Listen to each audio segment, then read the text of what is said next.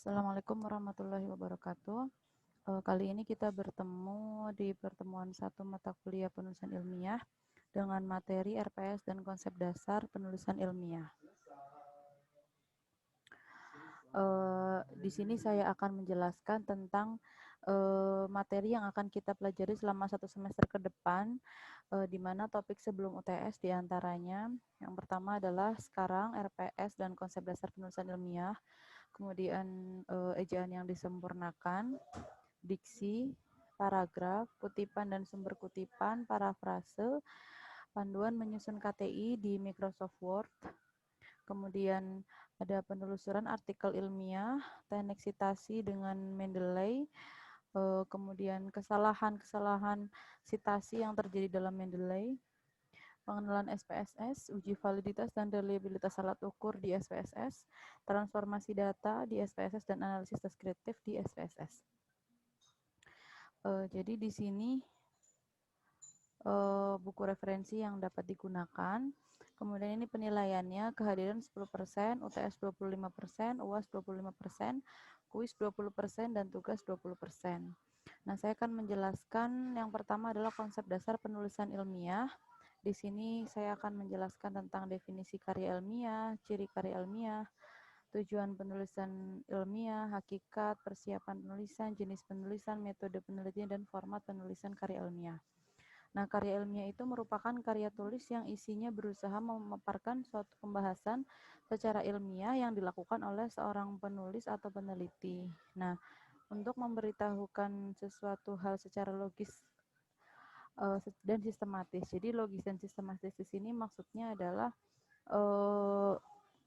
hal yang kita tampilkan dalam karya ilmiah harus berkesinambungan. Artinya kalau misalnya kalian menjelaskan bab 1 kemudian loncat ke bab 3, maka itu nggak bisa. Jadi harus berkesinambungan dari bab 1, bab 2, bab 3, dan seterusnya sampai ke bab 6.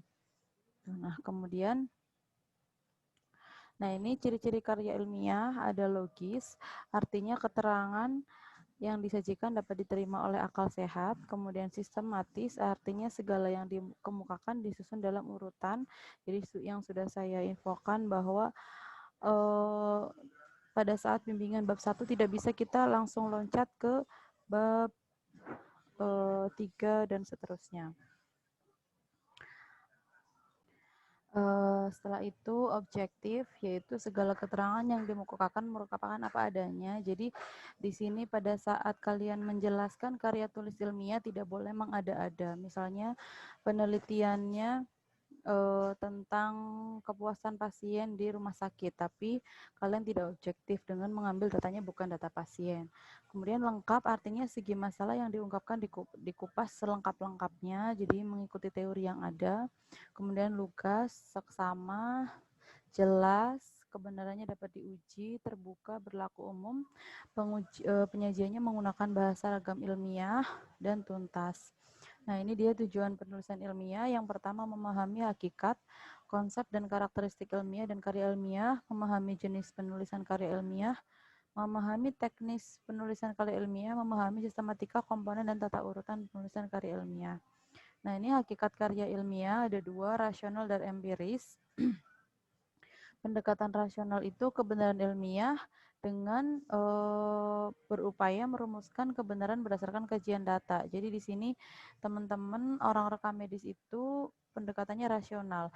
Sedangkan kalau pendekatan empiris biasanya teman-teman bioteknologi, farmasi, kedokteran itu merumuskan kebenaran berdasarkan hasil percobaan di lapangan atau di laboratorium. Nah, persiapan penulisan karya ilmiah pertama menentukan jenis karya ilmiah dulu. Kalian sekarang jenisnya adalah KTI. Kalau S1 itu skripsi, kalau S2 tesis, kalau S3 disertasi. Kemudian mengidentifikasi permasalahan. Waktu membahas mata kuliah metodologi penelitian, kita sudah belajar bagaimana cara menemukan permasalahan, kemudian mengumpulkan bahan-bahan. Kalau landasannya adalah landasan rasional, berarti bahan-bahannya berupa bahan pustaka yang akan nanti dipakai di bab 1. Kemudian memahami rambu, isi, dan komponen, misalnya bab 1 isinya apa saja, bab 2 isinya apa, kemudian memahami berbagai aturan jenis karya ilmiah. Nah, ini ada klasifikasi karangan. Menurut Finosa dalam Alam Syah, itu ada karangan ilmiah, semi ilmiah, dan non ilmiah. Nah, kalau yang ilmiah itu yang akan kita kerjakan mulai semester ini sampai semester depan, yaitu makalah, laporan, skripsi, tesis, dan disertasi. Kemudian yang semi ilmiah itu seperti laporan berita, artikel, editorial, opini, feature, dan reportase. Kemudian kalau non ilmiah itu seperti hikayat, novel, naskah drama, opini, dan lain-lain. Nah, ini tadi sudah sekilas saya jelaskan, jenis penulisan karya ilmiah ada KTI, biasanya untuk diploma 1, 2, dan 3, skripsi itu diploma 4 atau sarjana, tesis itu magister, disertasi itu doktor. Nah, artikel ilmiah sama jurnal ilmiah biasanya hasil dari ketiga bentuk karya ilmiah tadi, keempat bentuk karya ilmiah tadi disederhanakan menjadi yang tadinya 100 halaman menjadi hanya 10-15 halaman gitu. Kemudian ada tulisan karya ilmiah yang non riset atau non hasil penelitian. Misalnya buku atau bahan ajar, artikel, teoritik, jurnal berupa teori, dan makalah ilmiah. Nah, ini apa sih KTI itu? Apa sih yang membedakan antara yang dikerjakan mahasiswa D3, mahasiswa S1, mahasiswa S2, dan S3?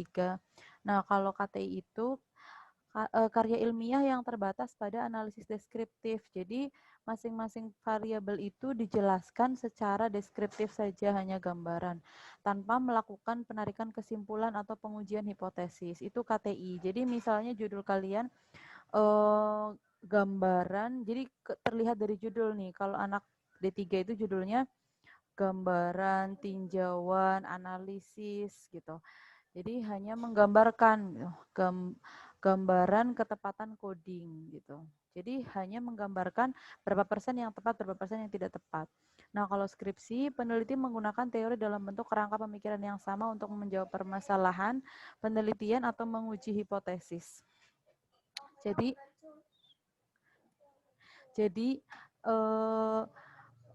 kalau skripsi itu bedanya dengan KTI, kalau skripsi ada pengujian hipotesis. Contoh judulnya faktor-faktor yang menyebabkan ketidaktepatan coding, misalnya gitu. Jadi apa sih faktornya? Misalnya lama bekerja,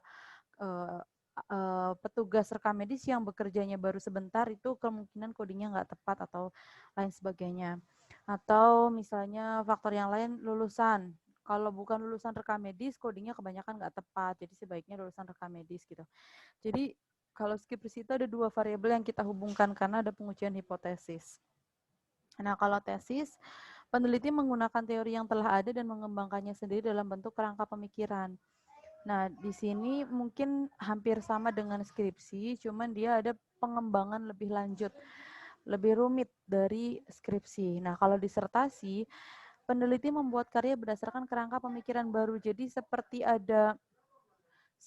ada penemuan yang baru kalau orang membuat disertasi.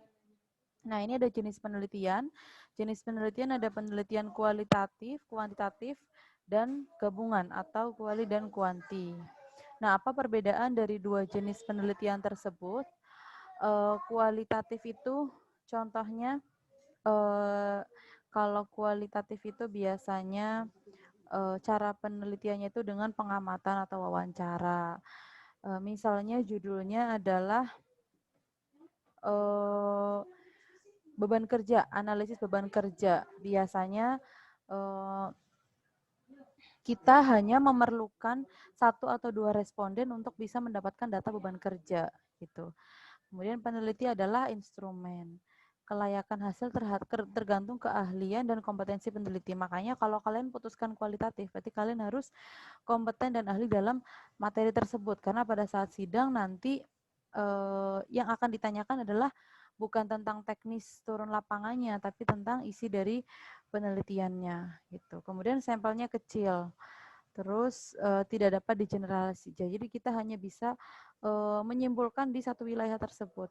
Tapi kalau misalkan kuantitatif, biasanya kita perlu instrumen berupa kuesioner atau angket. Kemudian sampelnya banyak, hasilnya bisa digeneralisasi gitu.